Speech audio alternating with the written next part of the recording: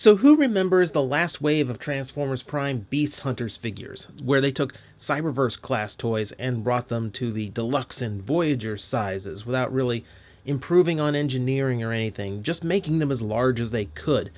Well, fans ranted and raved, as we are prone to do, and we responded with such vitriol that all plans for similar toys were canceled, except they weren't testing the market to see if fans would respond to toys made like that for all Transformers, just to see if there was an interest in a subline. The real plan was to introduce a series of Generations toys separate from what we got that made figures at the normal price points but as large as they could possibly make them.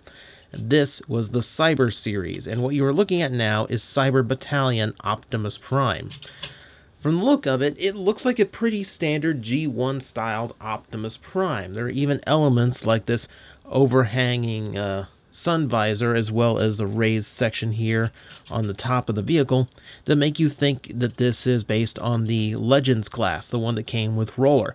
It is actually based on the Legion class version that came before, the little one. And it's got some inspirations from the more modern and the more current Legends class Optimus Prime, but for the most part, it is definitely based on the original. And if you know the transformation scheme, you will definitely see that coming up. Alright, so let's take a look at it for what it is. It is a very G1 styled Optimus Prime flat nose semi-truck with just enough detail to get by. You got the windshield painted in blue. Unfortunately, nothing painted along the side. I can see where it would be, but there's a reason that's not painted in. We'll get to that here in a bit. You do have the headlights painted in, and plastic doing the job for the bumper as well as the grille. Along the side, much to my surprise, the rims painted in silver. Sometimes you don't even get that in the normal retail level. That's kind of surprising when the idea was to make these as inexpensive as possible. We can see a little bit of silver on top here that's more interesting in robot mode. Paint-wise, that's really all there is to it. They molded in sections for the tail lights and such, but of course not painted in. That's something you definitely don't get at the retail level anymore. All this pretty basic. About as basic as you can get. You get the Autobot symbols in the right spots at least. But for the most part, yeah, there's not a whole lot going on. There's a lot of lacking details. The fuel tanks on the side, for instance, definitely could have used some silver. On the upside, he kind of has the same thing going on that Classics Optimus Prime has, where it feels like his legs should collapse in, because you can see the thighs and it creates the nasty gap. But the upside to it, as said, is the blue being consistent, which means it still looks nice and solid and gives you the look that you would be wanting out of a G1-ish Optimus Prime without really standing out too much. It's a little illusion of sorts. Speaking of plastic colors, there is one part that is bugging me, and you can see it in certain angles better than others. You can see some areas of the plastic are made of a darker material. See, when you get toys, you typically see three different types of plastics. PVC, which is the soft stuff, ABS, which is the hard stuff like that, and then palm plastic, which is this darker material that handles friction and motion a lot better, a lot more durable, very difficult to paint. And anytime you see like a discoloration between plastic colors like this, you can bet they switched the type of plastic they used. So that's how that goes. So yeah, pretty basic Optimus Prime, no real gimmicks or anything. Everything just kind of spins and works the way you'd expect a toy truck to. A few gaps here and there, but hey, keep in mind, this thing is the size of a Voyager class figure, and they were planning to sell it for only $15. That's saying something. So let's get this guy into robot mode, and we'll see where all that budget went. It is very much the Legion class figure. So you can start by disengaging that, and that gets me the room I need to pop things out from the sides. It's a little bit hard when you don't have fingernails, so I would recommend not trimming your thumbnails before playing with this one. Bringing that all the way back down, rotating everything around, split that apart, and just like that, up comes the head, and that's all it takes to make him into his robot mode. And already I've underestimated the size of this guy. Let me turn the camera up and give us the full look at the Cyber Battalion Optimus Prime in his full robot mode. And right off the bat, I can tell you the proportions on this thing are fantastic. This guy looks so good just standing there as this very powerful, very authoritative Optimus Prime, as you would expect the commander of the Autobots to be. One other thing that's surprising about these is, aside from just, size for value, for price, for some reason, a lot of these have really good head sculpts. This is a really ferocious and really cool looking Optimus Prime. I'm very surprised by this. It's got a meaner expression to it. This is the kind of Optimus Prime head that would be great to see in Scourge/Nemesis Prime colors someday, though this is the least likely mold to ever see that.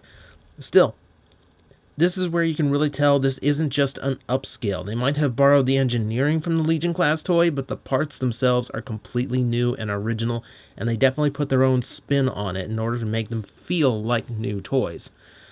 So yes, as said, he definitely has a good size to him for what was originally going to be a $15 toy. Keep in mind, the Voyagers they were selling at the time for $20 to $25, quite a bit different in size.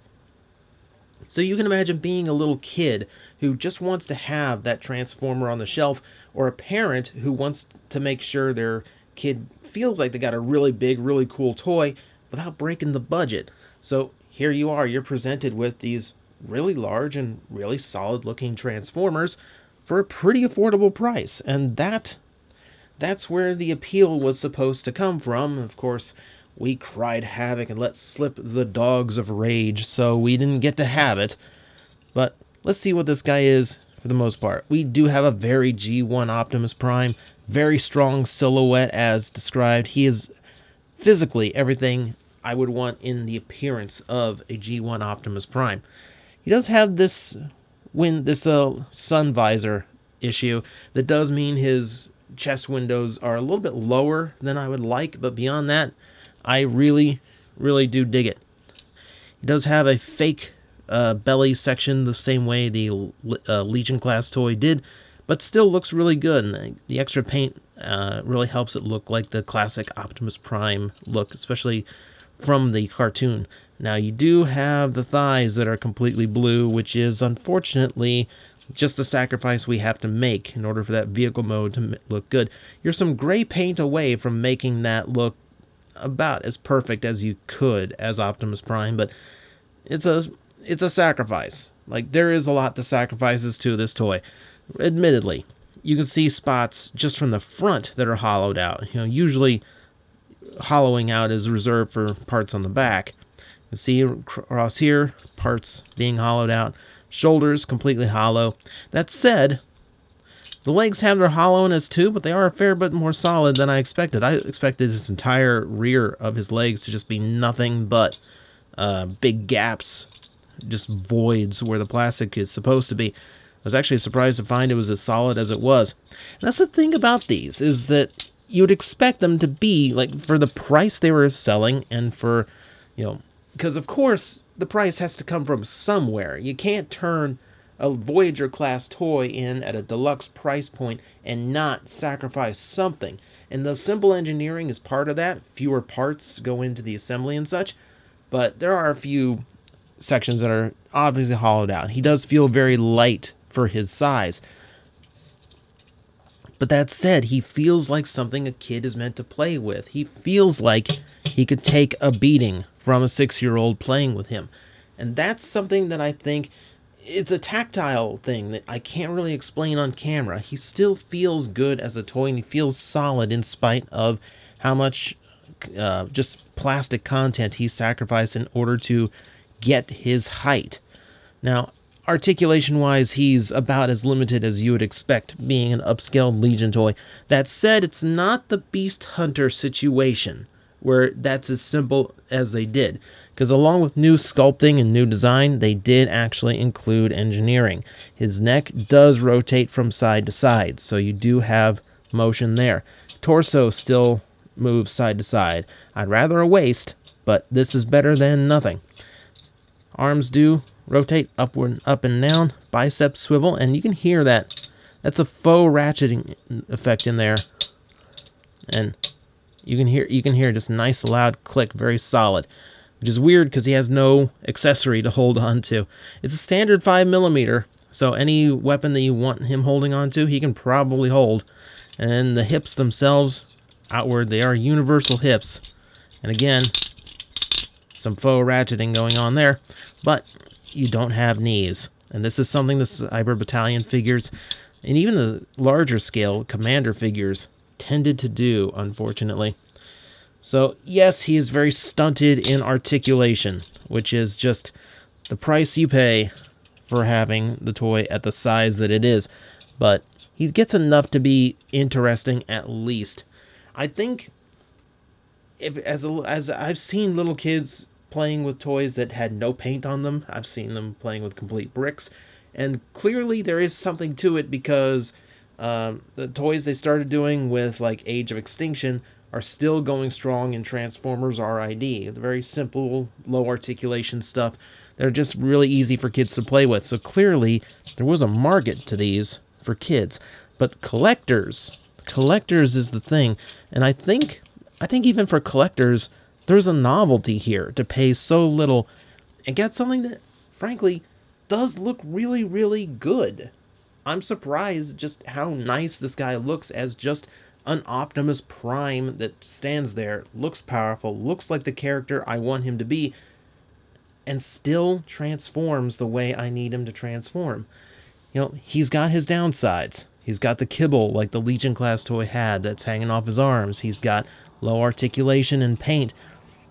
But keeping in mind that this was only going to be $15 in the US, and I think it matches out. You know, certainly not as a replacement for, say, a Classics Optimus Prime, but definitely an interesting novelty.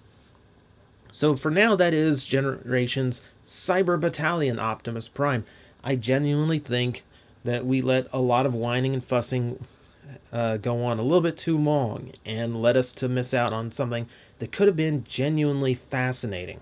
I've got one more of these to look over at later this week, so we'll see what it's like when Cyber Battalion goes off the rails, and rather than recast a Legion class toy at a larger scale, when they actually go and do something of their own thing instead.